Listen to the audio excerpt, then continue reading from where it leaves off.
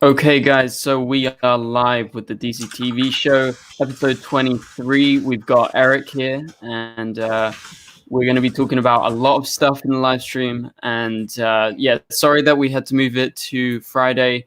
Couldn't make yesterday, so, better another day than not. But yeah, thanks for joining, Eric. And we got a lot of stuff to go through and talk about.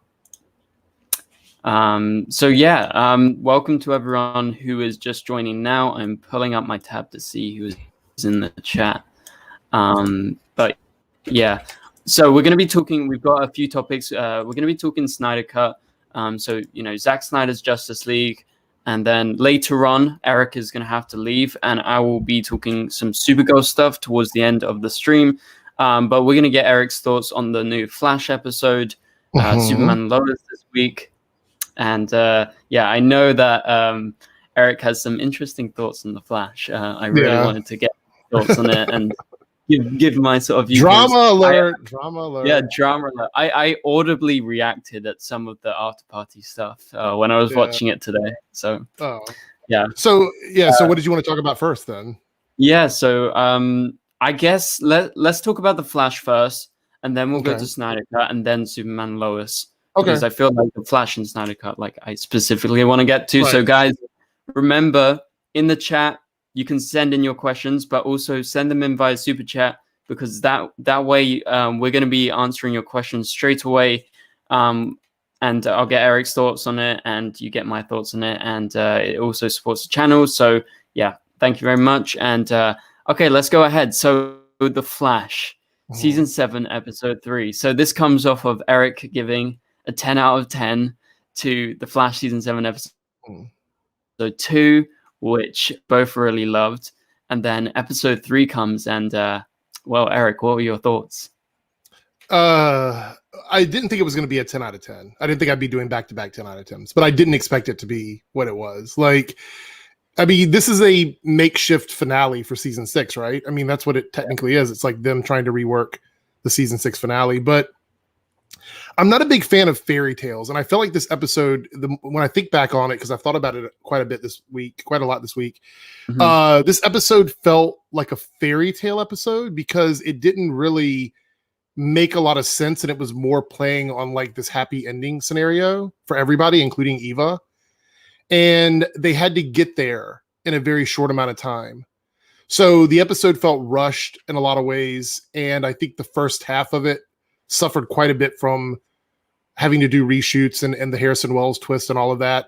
I just think there was a lot of really good ideas that just didn't work for me.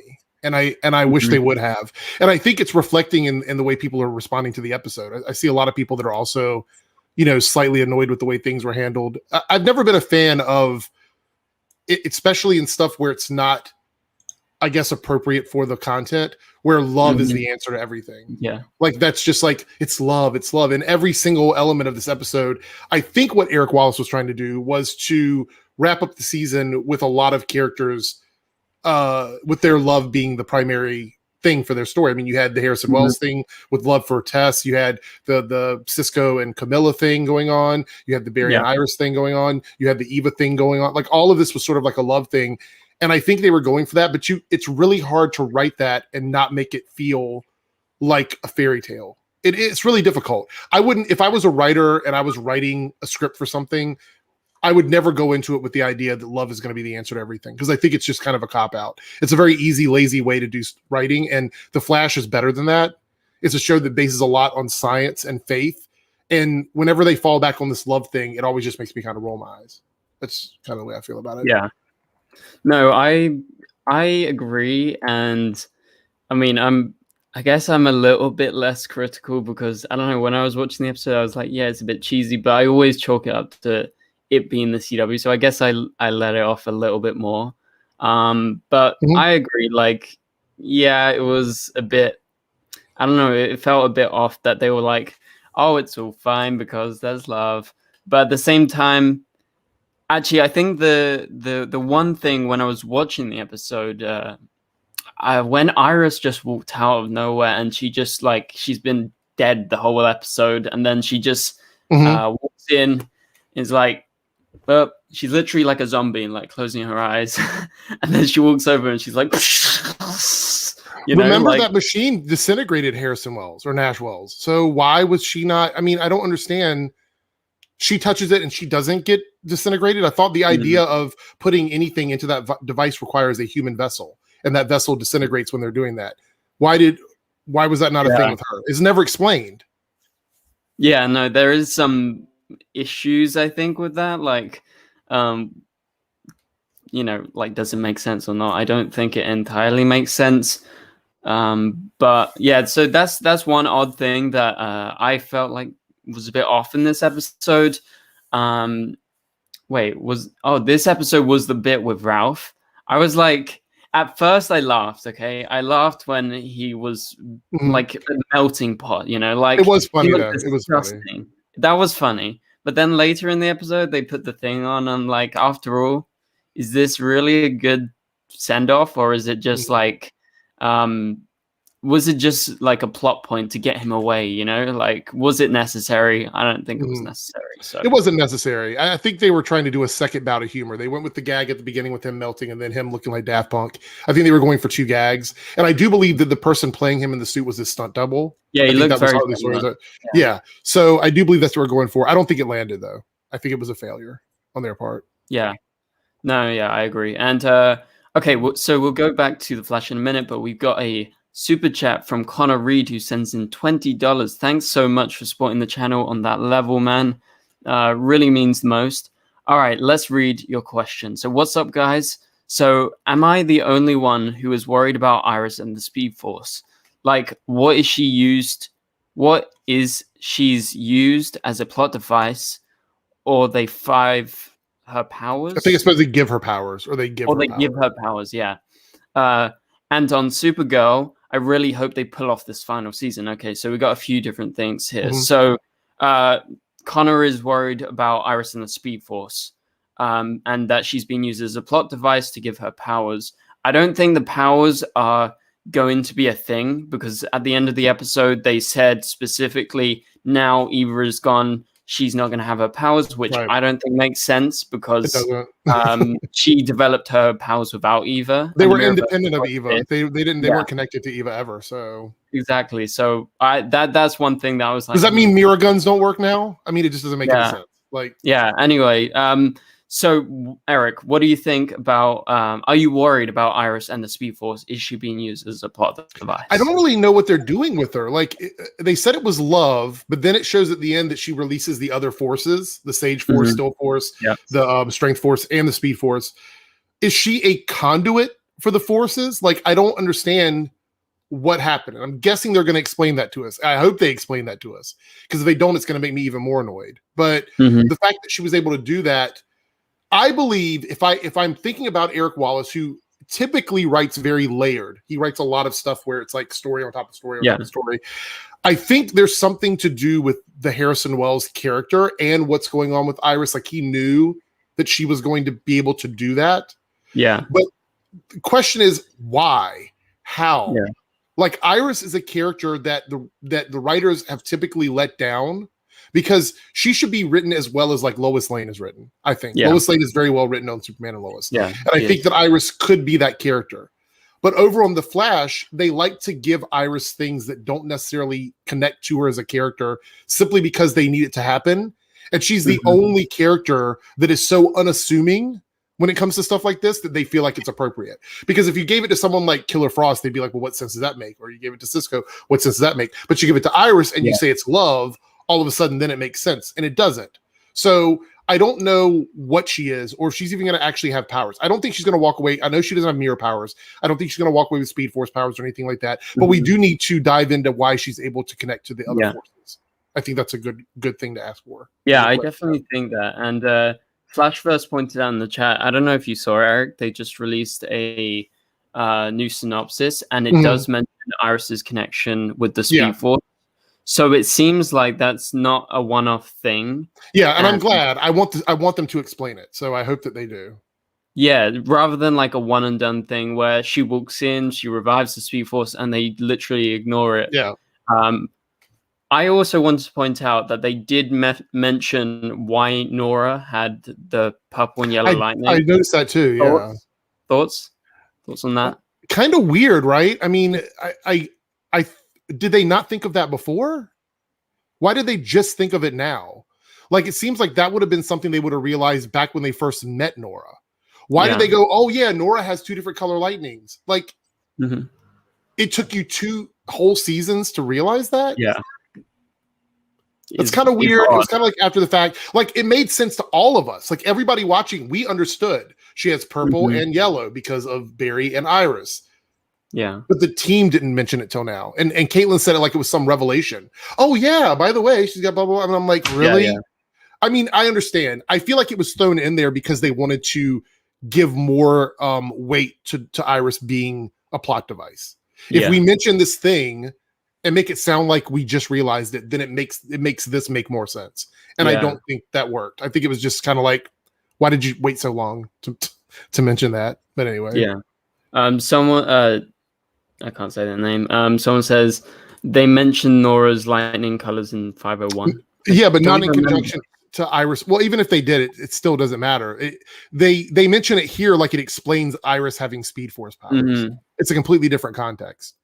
Like, just noticing that she has different color lightning and mentioning it in a scene to try and explain why Iris has powers, it's 2 different situations. Yeah. Well, I'm not sure. I just thought that was, like you said, like an extra thing to kind of justify. Because didn't they act like it was the first time they'd ever thought of it? Yeah, like, they said it like it was brand new. So even if they mentioned it back in her first appearance, they acted like this is the first time they've ever acknowledged it. It was really weird. Yeah, it was weird. And okay, so next part. So are we worried? Blah, blah, blah. Like, we just answered that. Really, I'm not particularly worried. I think it's good that they're not ignoring it and they are continuing what they set up. And I guess we'll have to wait and see. Yeah, I'm not worried. I was gonna say, I think both of us are probably thinking we want more story about it, and I do. Yeah, so for sure. Okay, so the final bit of Connor's question is, and on Supergirl, I really hope they pull off this final season. Well, I hope they pull off the final season, and I'm gonna have a couple of videos coming out over the next few days because the showrunners did an interview. They talked about like the first arc of the season. So they talked a bit about like Kara and like Lena becoming more sort of like a more central part of Team Supergirl. And then there was just like a few references, like Lex is going to be in like the first 2 episodes at least. We know that. So yeah, I really hope it pulls it off. Do you think Supergirl is going to pull it off in its final season? I've seen so much. It seems like they're doing a lot, right? I mean, all the stuff that they've released, there's a lot of stuff happening. We've got stuff happening back in Midvale. We have side stories with different characters. I feel like they're not going to just focus on Supergirl this season. I think they're going to try and wrap up stories for a lot of the characters on the show. And I really hope so, because we have a few characters like Dreamer and Brainy that I think deserve to have some proper stories this season. And Alex, obviously. Alex has been my favorite character on Team Supergirl for a really long time. So I hope that they give her a lot of time this season. So I don't know. We'll see. Yeah. And Lena, obviously. See what happens with her and her accent coming and going. So no, but thank you very much for the super chat, Connor. Looking forward to Supergirl and not very worried about Iris right now. Okay, so we have another super chat, and this comes from Sarah, and Sarah says, thoughts on Snyder Cut and your interview with the composer. So yeah, I did an interview with Junkie XL or Tom, I forgot how to say his second name. Anyway, the composer for the Justice League Snyder Cut. So that was awesome, and that's going to be on Discussing Film in the next few days. So yeah, that was awesome. But thoughts on Snyder Cut, Eric? Are we jumping into that now already? We can. I mean, I've got some. I've got some thoughts on it. Do final flash thoughts. And then we'll go to I'm glad that we're done with season 6. That's basically it. I'm glad that we wrapped up that story. I think Eva's fairy tale ending is problematic. I think a lot of people agree that something else should have happened with that character, but they just didn't have time to do it. So there's that. And I want more explanations. Don't leave everything as just being love.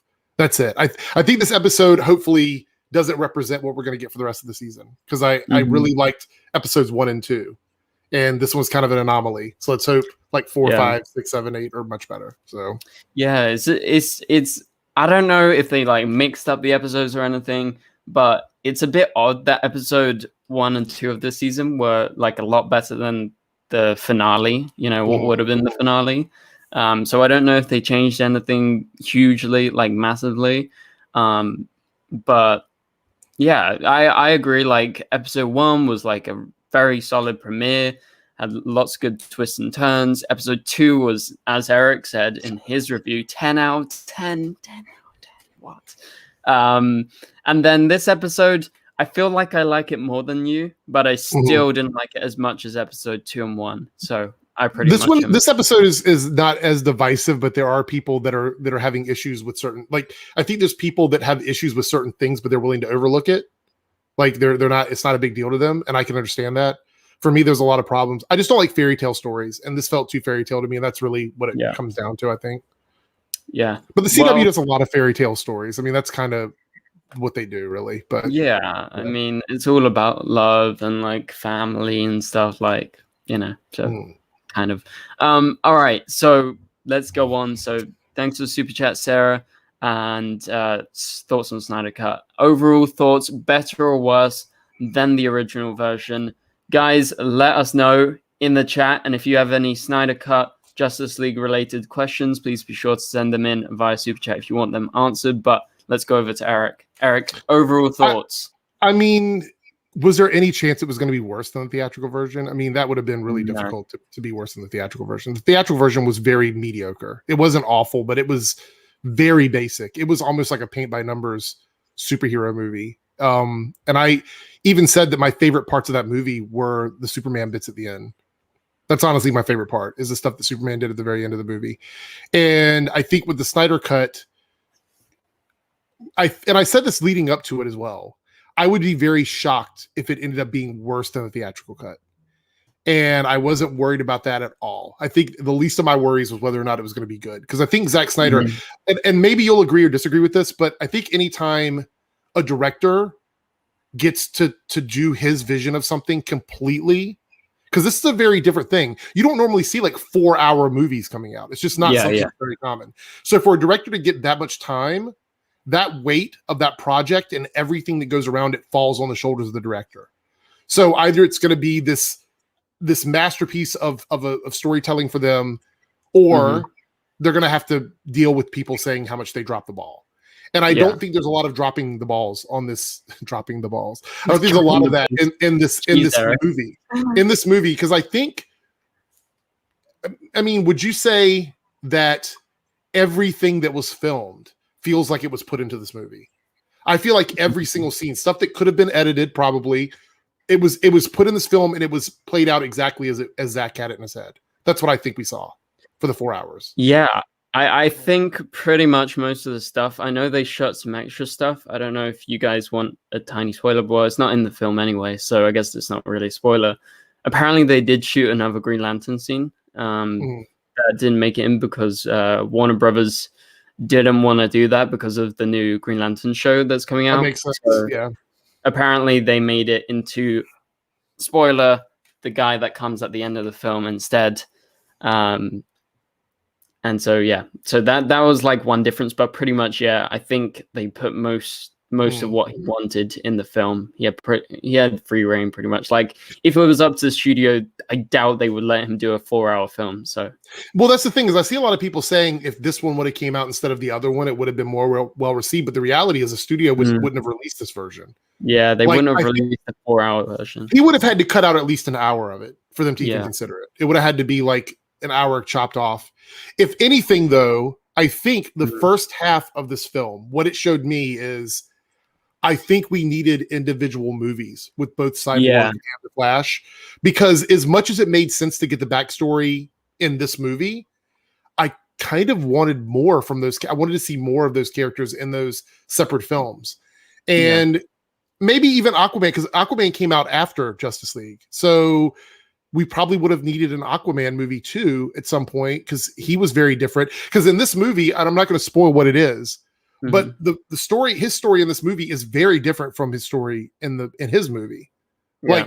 Like they contradict each other. There's stuff that doesn't make sense within the two. And a lot of that has to do with visuals and backstory and stuff like that. I think as great as this movie was in terms of like this 4-hour epic, I truly believe that it would have been more beneficial for the studio to put out individual films first with these characters. Because they would have never released a 4-hour movie in theaters. It just, not in today's world. It just wouldn't have happened. No, I literally think the same thing. Like, okay, so the main difference to me was like, obviously you have the dark side stuff, which we'll get to in a minute, but I think the main difference to me is the Flash and Cyborg. Like, they had so many vital moments that were in this film cut out of the original. And like Cyborg in the original is just like a supporting character that just shows up as a team member rather than having anything told to us about like his backstory and why he became Cyborg, apart from the bare basics. So now I feel like I know him more, and like I think he's one of the best parts of this film. Okay, because I didn't have an opinion really on him before. I was like, sure, he's okay, you know, whatever. And I thought the Flash was the worst League member in the original one because he was just like, I think he got botched the most by like Joss Whedon's stuff, and like he was there. Like, so it's like Cyborg lost context and the Flash got changed drastically. So it's like two different problems. Like in the Joss version, we didn't get a lot of Cyborg, and we got a different version of the Flash, basically. Yeah, in the basically that, and like they cut out. I especially. Like after watching the film, I was like, they cut out like one of the coolest moments in the film. I'm not going to spoil it for all of you guys, but there is this moment with the Flash towards the end of the film. And I was like, I literally like, when it was happening, I was like, oh shit. Did your brain explode? Did your mind explode? Yeah. No, it did. I was like, oh shit, they're going to do this. And they did it. And I was like, and I don't know why they cut it. Like, I know they had to cut it down. They had to is it a big spoiler that they took out the family element? Because I thought that was awful. Now looking back at the actual version. Because that's what I'm talking about. That was bad. Like, you know, that they replaced what we got in this version, in the HBO Max version, with that stuff. And I'm like, yeah. I don't know. Like, it just doesn't make sense to me. Like, when looking back at the original version of the film, I'm like, they just skipped around so fast. Like they chopped out a whole storyline. And let's not act like this is okay. So I do want to say this, and I'm not a Joss Whedon supporter. Like I'm not out here, you know, standing Joss Whedon, but it wasn't just his fault. It was the studio's I know. fault. It's Warner Brothers as well. It's a shared responsibility because who at Warner Brothers thought after seeing what Zach had went, you know what? Let's make it 2 hours. They didn't even give him 3 hours. Let's make, because I think that the Snyder cut could have worked as a 3-hour movie. Yes, we would have lost some of the stuff. There probably would have been some side stuff. But the core of it, that second half of the film could have existed as it was. And that's the part that I think was the most vital. And so when the studio came in and they're like, let's make this 2 hours, who could have seen this amount of content and gone like, yeah, let's cut this let's cut half of this. I have no idea. And I don't know, like specifically for me, like The Flash is my most hated. Like I did not like Ezra's version of The Flash. And now after seeing this version, he's one of the best things about this film. Like I really, really enjoyed his stuff. And like, you know, you got to see the stuff with Henry Allen. That was good. Some Iris stuff which was very interesting. It's got me excited about the Flash film because we know that Iris is coming back. You have that major moment. You have just him in general, like with the team members. And I feel like you said earlier about like they should have set it up like with individual films first. I feel like with this film compared to the other, I know the characters more. And yes, it would have been even better if we had films before, but I'm still kind of satisfied. You know what sucks though? You know what really sucks though? Is all of that backstory means nothing. I mean, because that's not going to carry over into the new films. So the Flashpoint movie we're going to get is going to be the Whedon Flash instead of the one we got in this version. Now, I will be honest, I still am not totally sold on Ezra Miller as the Flash. I still, even after seeing this, I'm still not a fan of that casting. I don't know, something about it doesn't work for me. But I did enjoy this one better than the one in the Whedon version, because I do think the Whedon version, they just made him a walking comedian. Like, he's just walking around making jokes and stuff. And I thought that was kind of silly. Like, there's a couple scenes, like if you and I didn't think about this, but I went on YouTube and I watched like a compilation of like the Flash scenes from the first Justice League. Yeah, there was so much ridiculous, just dumb stuff that the Flash did that I'm like, why did they have him do this? So in the context of giving them extra time and stuff in the film, if you thought, like, if Warner Brothers came in and they thought that the movie was too long, then they should have just kept the Flash as a side character. Like, don't give him all that extra silly stuff, because ultimately, if it would have saved us from that stupid family plot that could have just not been in there at all, and it would have also made more sense from like a standpoint of like action and stuff, because like that family thing, I keep going back to that, but I'm sorry, that is one of the worst things from the theatrical cut. That whole, the fact that that village was occupied by people and stuff, just that whole story was just really bad. And they could have kept him as a side character and not gave him all that bad dialogue. It was just bad. Yeah, no, I agree. And Canada Grass sends in a $10 super chat. Thank you very much.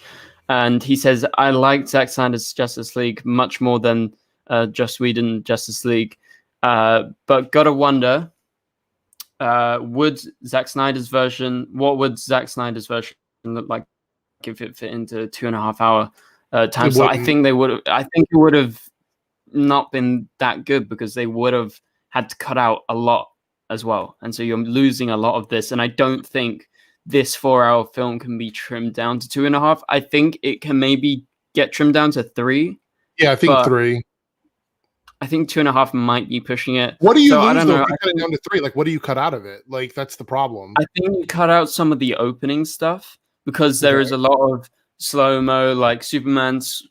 You could cut out a lot of the Lois Lane stuff. Most of that's unnecessary.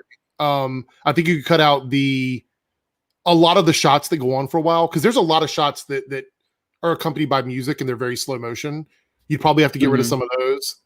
And some of the Steppenwolf stuff, because honestly, we got so much Steppenwolf in this, I felt like I knew the character's motivations more. I wouldn't cut out that stuff, because I really enjoyed that stuff. I did too, but I mean, how else would you do it? It's really weird. I don't know how you would do it otherwise. I don't know. It made sense why he was doing it. Like, it made more sense. And I think the main reason, okay, so I love the Justice League, right? But the main bummer for me, why we're not going to get a Justice League 2, is that we can't continue these storylines, and specifically Darkseid's. Like, I'm telling you, I was freaking out every time he came on the screen or there was a reference to him.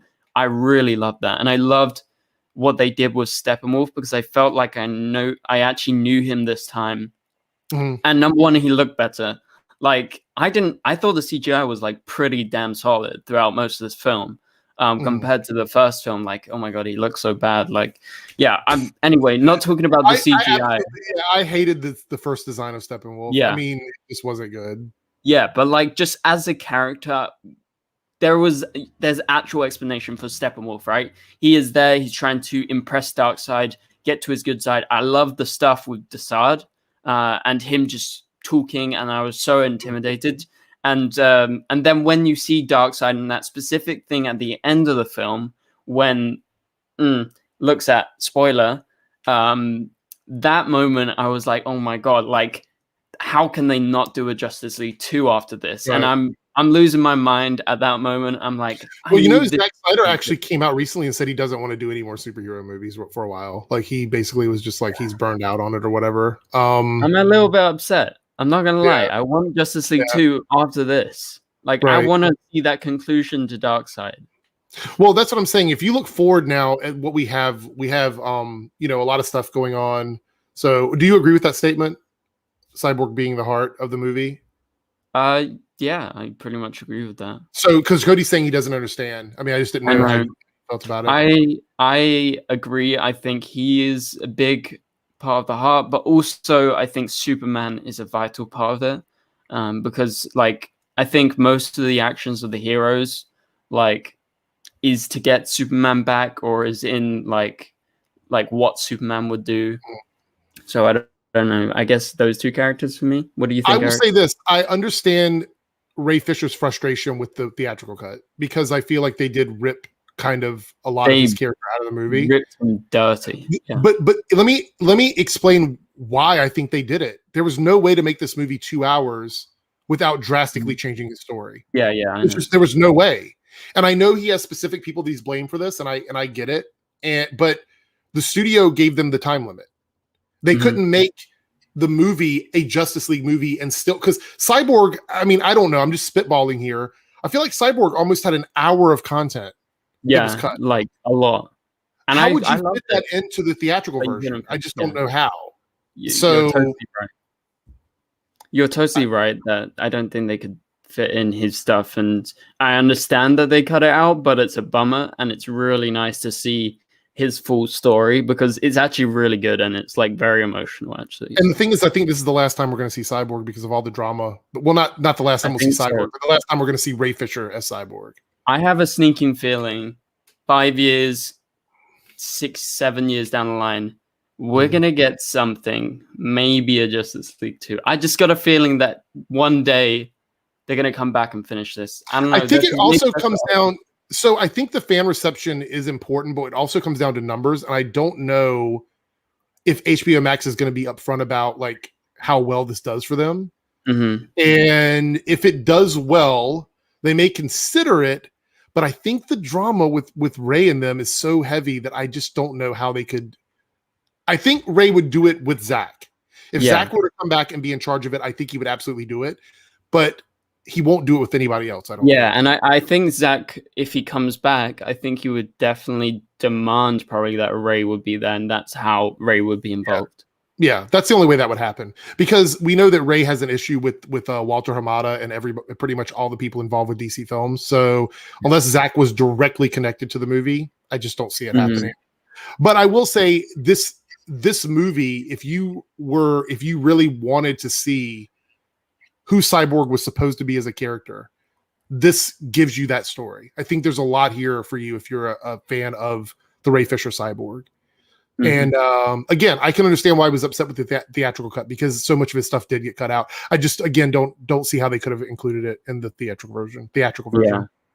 Okay, so I think you have to head off now. Quickly. Well, I've got a couple more minutes. Anything else from the Snyder? Yeah, I was just gonna say quickly rating and top 3 DCU films. Well, you gave this a 5 out of 5. You thought it was perfect. Gave it. I wasn't sure. I gave it. Paige said 5 out of 5 on the stream to you, but I wasn't decided. I think it's like a 4.5 or like a 5 out of 5. I can't decide. I really enjoyed it, and I loved it as a film, and I loved it as a DC Comics fan. So maybe that's what boosts it up because I'm a huge DC Comics fan.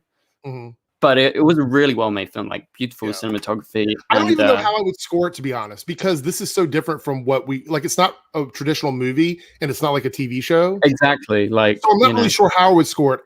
I have to think about it a bit more numerically just to give a score. I will say this: I was very happy with this compared to what we got as the theatrical version, and I think that as a filmmaker, Zach should be very, very happy with this because I think that this was exactly what he wanted to put out. DC film by far. The only thing that I think was overkill to me and why I could not give it, like, even if I was in the realm of like a 9 or 10, is I know he wanted to include it because it was very important to him to see Jared Leto with Ben Affleck or whatever. The way that scene was done at the end of everything, it felt too long. It should have been, there should have been something, that whole moment after we get to the end of the movie and then we go back through the night. Because I don't think the nightmare scene is a big secret. We know that it's out there. So I'm not really spoiling anything. But I just felt like it went on a bit long. It almost felt like another part of the film. Like it felt like another chapter in the film. And we had, God, I don't want to spoil this. We had just sort of redeemed the character a bit. And then we went back to what makes that such a very tricky triggering point for people at the end of the movie. So I felt like it was a mistake to go back on that. And that's it's so vague, But that was really my biggest problem with the film, because you know me, and I've said this before about the TV shows. I love backstory, I love lore, I love context and characters. So a 4-hour movie for me is great. Like if this is a possibility later on to release these 4-hour movies for these characters, as long as what they're doing matters, I'm gonna love it. And I think we got a lot more context for characters. So from that aspect, this automatically was better for me than the theatrical version. And I actually think the theatrical version loses a bunch of points now for me. Like I used to get it like a average score. I think it's even worse than that now, seeing what was changed. Me too, so I would actually adjust my score on the theatrical version. Probably. Yeah. So and just quickly, in terms of DCEU, do you think it's the best Snyder film? Like, where is it roughly? I still love Man of Steel. Man of Steel is like my favorite Zack Snyder DC film, because I feel like Superman is just like, I know Pagey disagrees with me on this because he said that this is not. I don't like Man of Steel. Right, and you don't like it. I love that movie. I really I don't know what it is. Maybe there was something during that time in my life where I watched it and it just connected with me or whatever. But I really love it. But I definitely love this more than BVS. Yeah, I think the BVS, and when I say BVS, I mean the director's cut, not the theatrical version, because the theatrical version is garbage. But I think that this, for me, I think my order in Zack Snyder's films would still be Man of Steel, then this, and then BVS. But I've already watched this twice since it came out. Yeah, I've already spent 8 hours watching it, so I'm gonna watch it again when I get. I'm gonna go back and watch it again. It may move up in the ranking for me if I watch it again, and because it's a lot to take in, and I took breaks a little bit here and there. But I would say it's definitely, if you are a Snyder fan, if you're somebody that loves Zack Snyder stuff, and you've been waiting for this, I can absolutely see why this would be like your masterpiece movie for Zack Snyder. Yeah, and I wouldn't argue with you about that. If you really love this universe, I can understand it, and I definitely feel like it's epic. And I feel like it's big. It's super indulgent, but that's what it was always going to be. And we knew that going into this. So, yeah, that's where I would rank it. I still think BVS is a problem for me compared to this. I think this is a more well thought out film. I mean, it's so weird because it's 4 hours, but yeah. Yeah. And I'm going to be on later, though, doing a thing with Pagey. If you want to jump on with us, let me know. You might be in bed because I know it's late for you over there. But I'll let you know. Yeah. Let me know. But yeah, so I guess you're going to talk Supergirl now. But thank you for having me on. I appreciate it. All right. Well, thanks very much. And we'll catch you later, Eric. So go check out Irish channel, and we'll see you later. Okay. So now it is just me and you guys. And I see a bunch of you talking about Supergirl in the chat. So let's go ahead and talk about Supergirl. So straight up, there is no new Supergirl trailer as of right now. But because we are approaching Supergirl very fast and they're releasing a whole bunch of Supergirl promo material, so that means synopses, that means posters, that means photos, we're going to get that trailer very soon. Okay, so it's the 19th today. Supergirl comes out on the 30th, 11 days time, less than 2 weeks, so just over 1 week. We're going to be seeing a trailer in the next few days, and I'm probably saying my best guess, I think you guys should tune in to Batwoman this Sunday, because that's going to be nearly a week before. Obviously, you got The Flash, and like it's coming out on a Tuesday, not Sunday, but Supergirl was in the Sunday time slot. So I'm going to say, you guys who are wanting the trailer like me, I really want the trailer. And I'm very excited by all the Supergirl stuff they've been releasing. Like they released a new synopsis for episode 2 today. We're going to have like a bunch of Supergirl videos. But yeah, so look out Sunday for Supergirl season 6 trailer after Batwoman, or during Batwoman, sorry. If it doesn't come out on Sunday, Tuesday latest, like Canada Graphs is saying in the chat, 100% by Tuesday we're going to get a trailer. So be on the lookout for that. Obviously, we're going to cover it on the channel as soon as the Supergirl trailer comes out, so we can all freak out about that together. But yeah, for now, that's the kind of update in terms of the trailer that I wanted to talk about. Tuesday latest. No way, because that is a week before it comes out. So yeah. That's where we're at right now. But yeah, there is like a bunch of new Supergirl stuff that they released. We're going to be making videos on all of this, so no problem. But I wanted to quickly pull it up and we can talk about it for a minute, because they just cast 2 new actors. They released the episode 2 synopsis, and they released some photos from episode 1. I'm just saying, like, it's nearly 100% we get it by Tuesday. Yeah, if there is going to be one, and I'm sure they're going to release a trailer, right? Like, that would be dumb if they didn't do that. So I'm just going to be sharing my screen. I'm just pulling up my screen right here.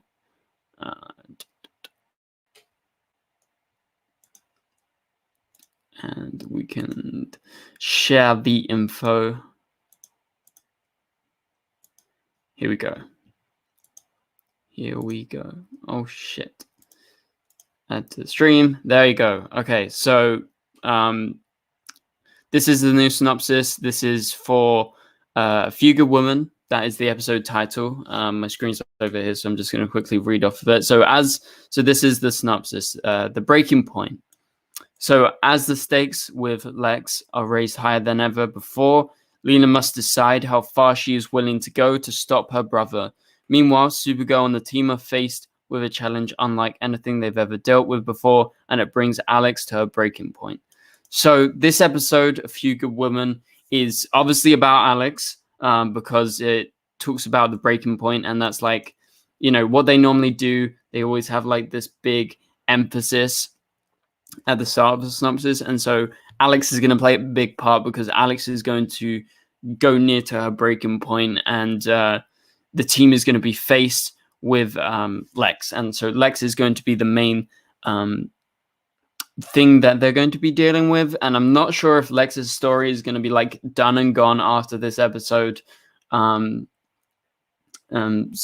yeah, I was not expecting Lex to be in like 2 episodes, but I guess they have enough time to actually fit that in. So yeah, I mean, I'm excited to see more Lex, because I really do love Jon Cryer's Lex. I'm sure a lot of you guys really like Jon Cryer, because I think he does a great job as Lex, and he's very different from the Lex on Superman and Lois. But they're 2 very different shows, even though they're set in the same universe. But yeah, so this is going to be a Lena heavy episode, a Kara heavy episode, sorry, and a lot of Alex. So for you guys who really like the Luthors, who really like Lena, you should get excited, because Lex is going to be dealing with Lena. Well, more so Lena's going to be dealing with Lex, and maybe Lex gets defeated. But we'll have to wait and see. So that is episode 2, and that is coming out on the 6th, I believe. That's American. That's the American way of doing it. Yeah, it's back to front for me.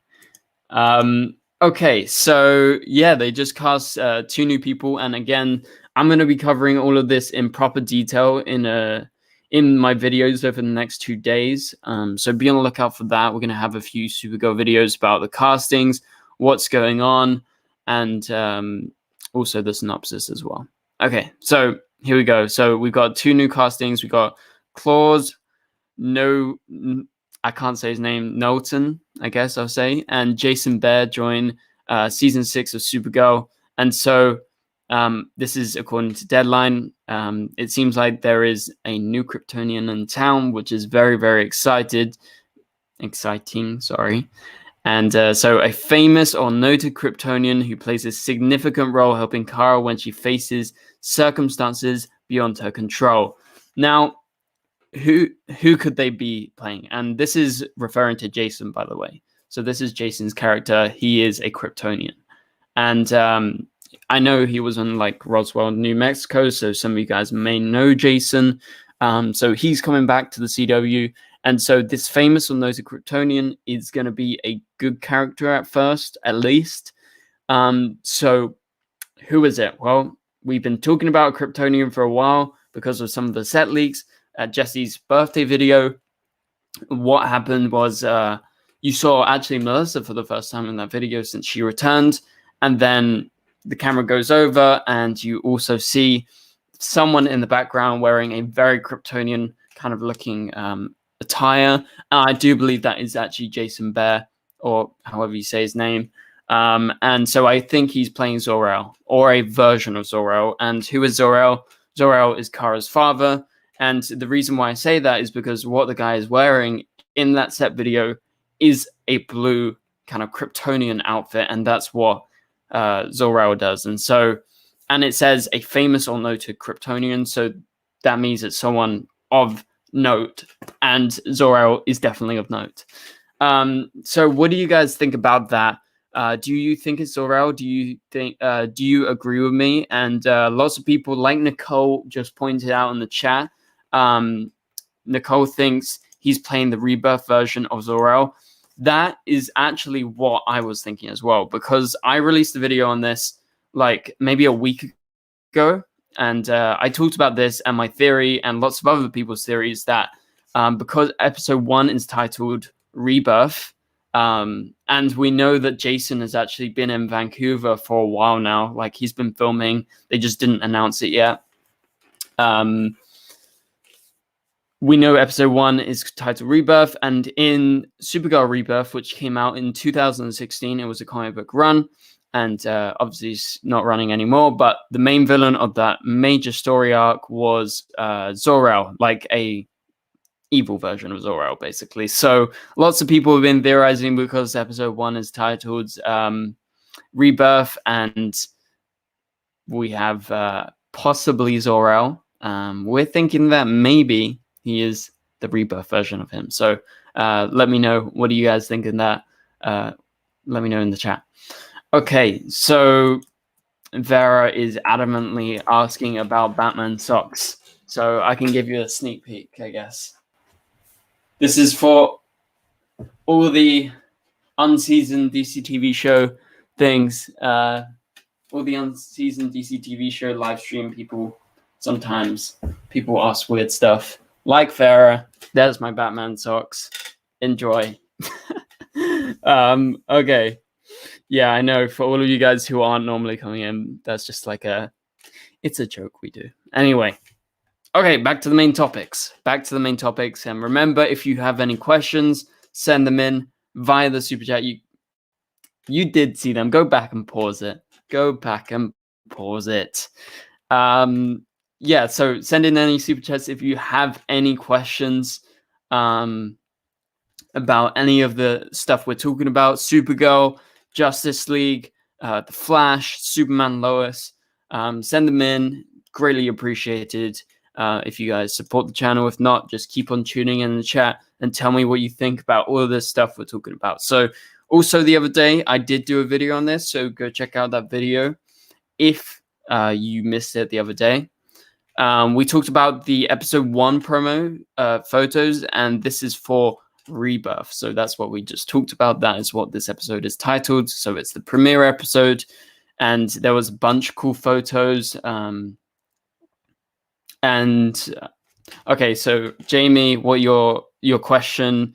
Do you think the Eradicator could be happening in Superman Lois?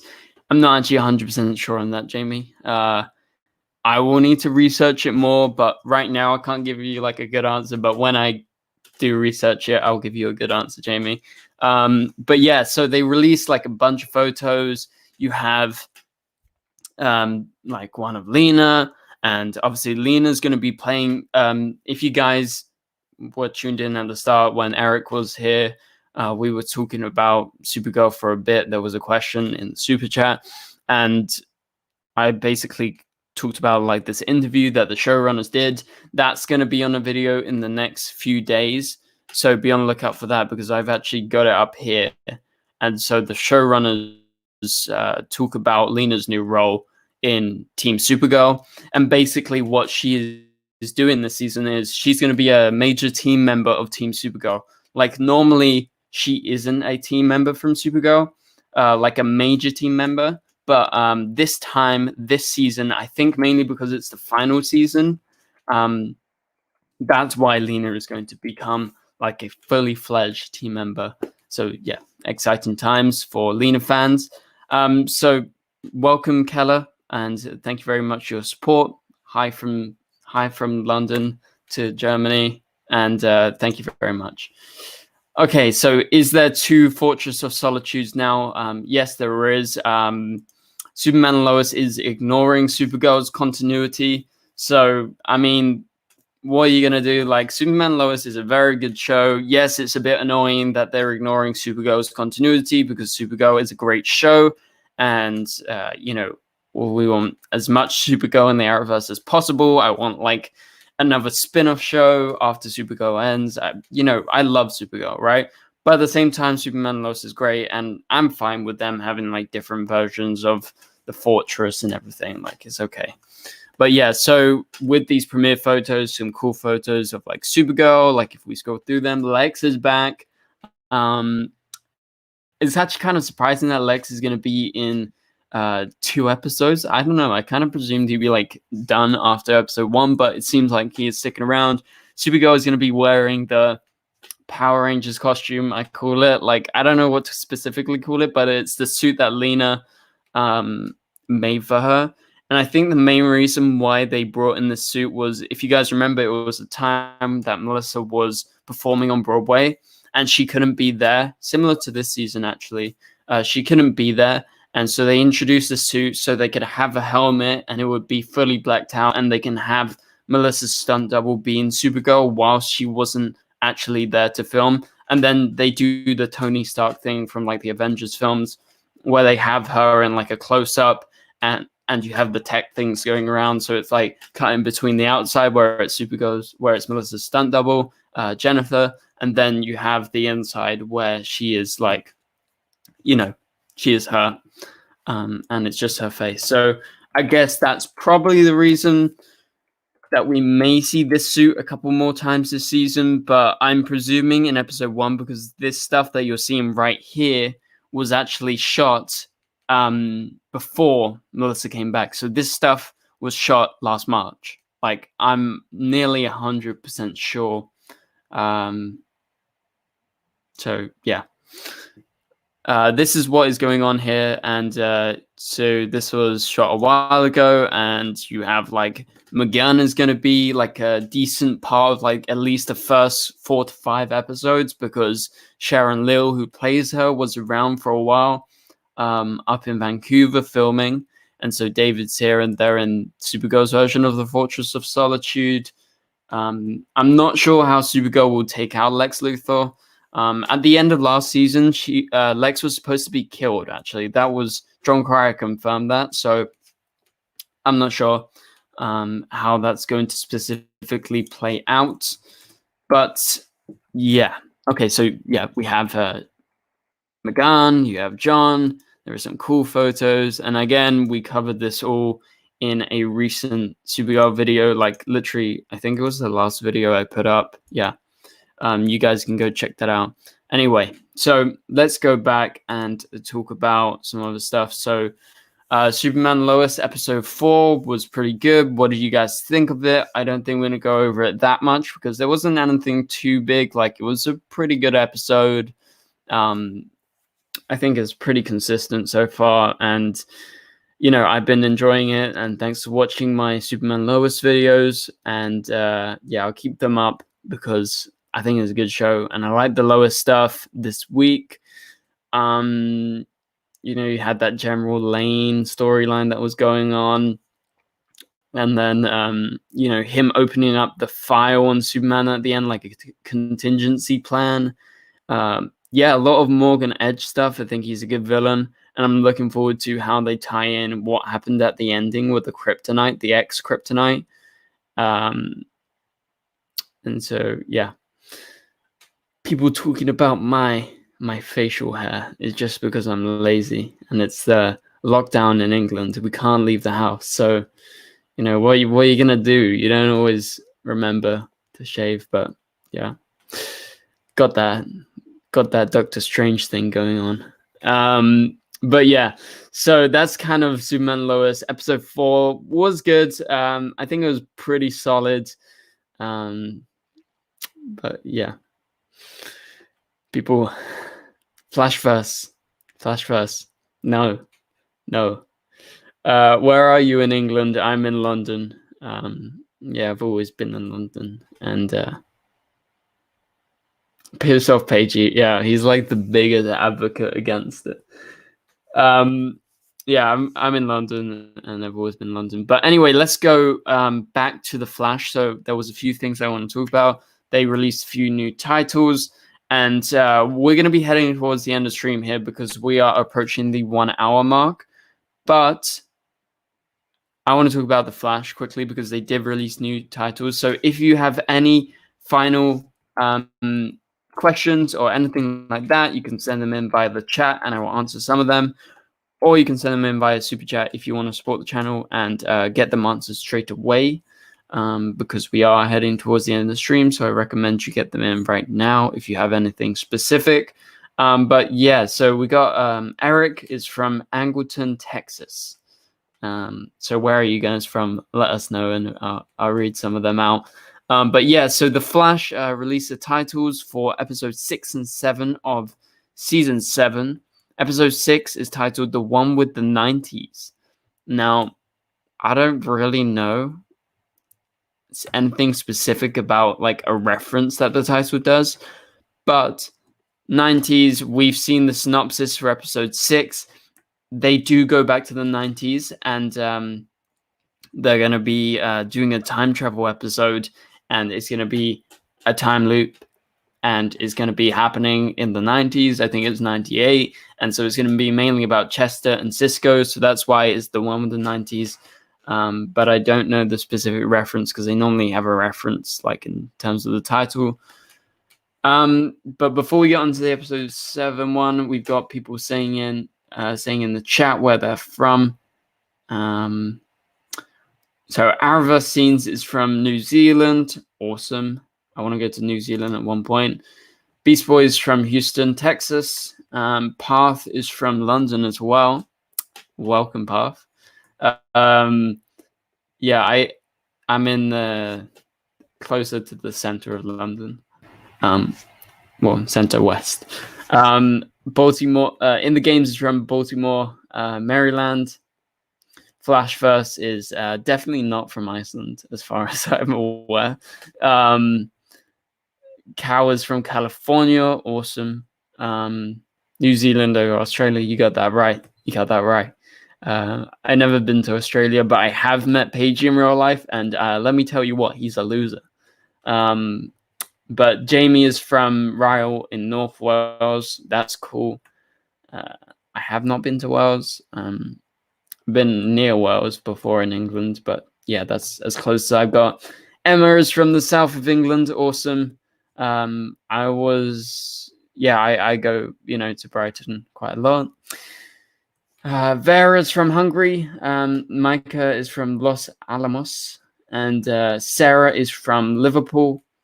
Paige did get roasted, but anyway, last thing, The Flash episode 7 is titled Growing Pains.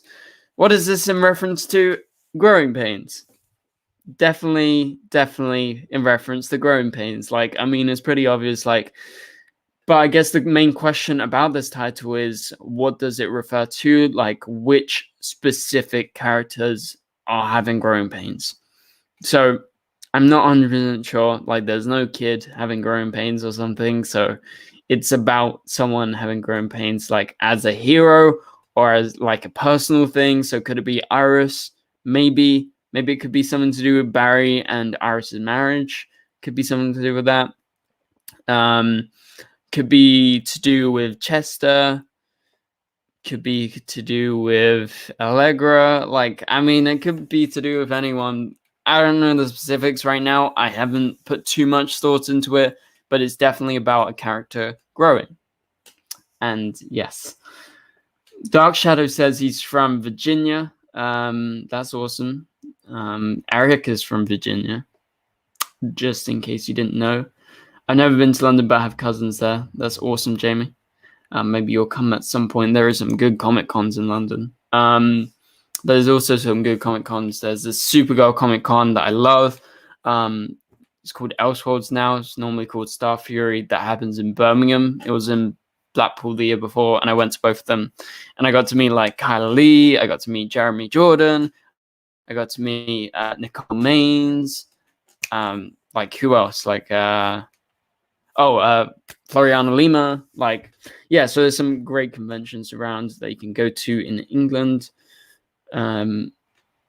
Long-time fan, new-time hater. Well, welcome, Flash first. I wonder why you're a moderator. I wonder why. I don't know. Aravasine says, episode 7 of season 7, Growing Pains, is the episode where Frost gets arrested, I believe. Okay, so maybe it is in reference to Frost. Like, that would make sense, like, considering we know a bit about the story. So definitely could be that. But yeah, we're heading towards the end of the stream because we just hit the hour mark. So thank you guys so much for tuning in. If you have any final questions, I'm going to be answering them right now. So send them in right now if you want to be answered. Okay, so let's just have a look at the chat and see what people are saying. So I have a question. Why The Flash only shows 5 episodes on Netflix? Will be shown the full season after episode 5. So I'm not 100% what happens with The Flash and Netflix, because normally they release it on Netflix like after the rest of the season. So I don't know specifically. I guess it depends on like what place you live in and you know, how Netflix releases it. I don't know. I don't watch The Flash on Netflix, so will I be joining Eric's chat? Victor D. Chinchilla says, maybe. I'm not 100% sure because we will see. I totally forgot that we had to do this stream. Like, normally we do the stream on Thursday, my stream. So if you guys don't know, we always do our live streams every Thursday. So tune in 9 p.m. UK time, 4 p.m.